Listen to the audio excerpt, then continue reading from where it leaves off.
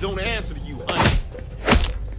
Bitch, you lucky we're standing in front of Keith David or... Stop it! The Saints Row series have given many the middle finger over the years, from those saying that it should tone down the crude humor in iconic weapons such as the infamous purple dildo, to the fanboys who say it'll never reach Grand Theft Auto's level of awesome sauce. Whatever it's been, Saints Row has cared less and has continued to do its own thing, reaching newer levels of mindless yet wonderful insanity. Saints Row 4 is in part a testament to this attitude, and in another a big FU to those who say they couldn't raise the bar. Well, guess what? It's been raised to a whole new alien-infected galactic level that arguably no other franchise can touch. So let's cut to the chase as I give you 3 positive and 3 negative first impressions from the game. Positive. Saints Row 4 sets a tone early on with the addition of superpowers.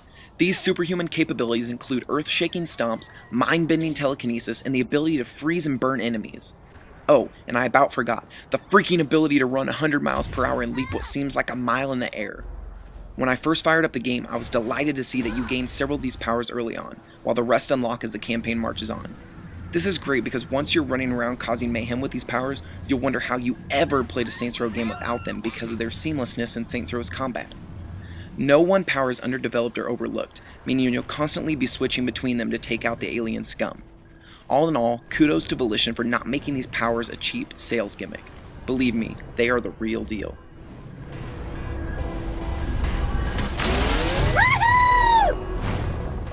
Negative.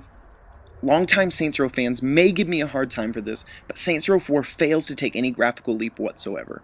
In fact, at first glance, you may assume that it's identical to its predecessor. Now, obviously, the series has always been less about graphics and more about the insane gameplay and story scenarios, but in this 8th year of the current generation of consoles, you expect games like this to be pushing the boundaries of graphics, and unfortunately, Saints Row 4 fails to do this. Instead, the game relies on its colorful explosions and backdrops to carry what otherwise is a pretty bland visual experience.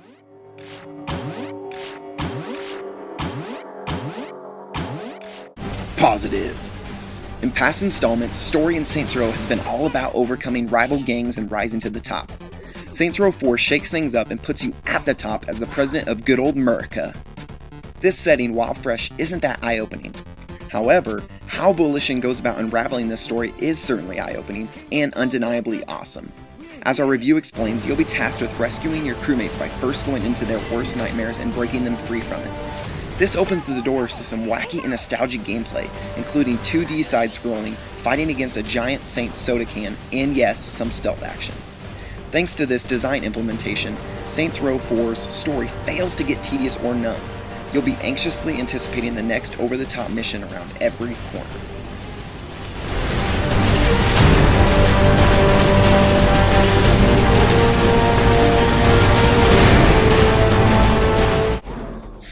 Negative.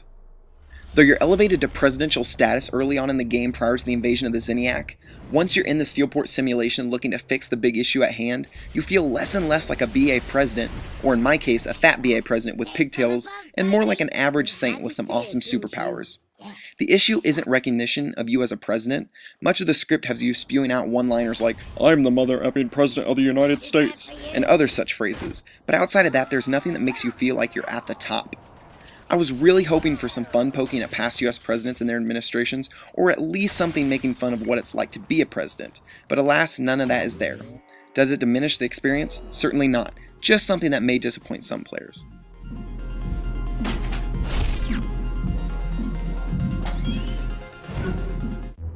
Positive. Not only did Volition include an array of wild superpowers for you to mess around with, they've given you a reason to explore them. Clusters.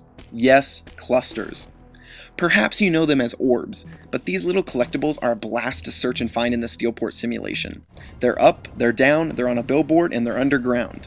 Whether you're a player who likes to collect or not, you'll be drawn to these little clusters that are like crack, in the same way the orbs were liking, well, Crackdown.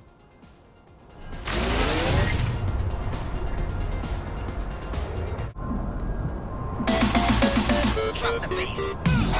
Could be fixed. Depressing negative.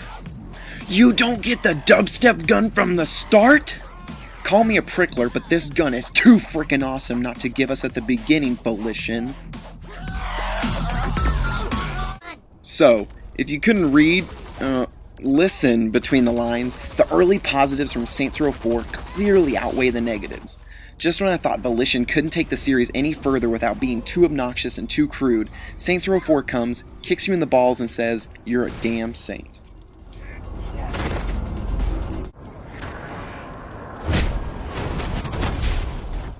Bloody hell, that was fun.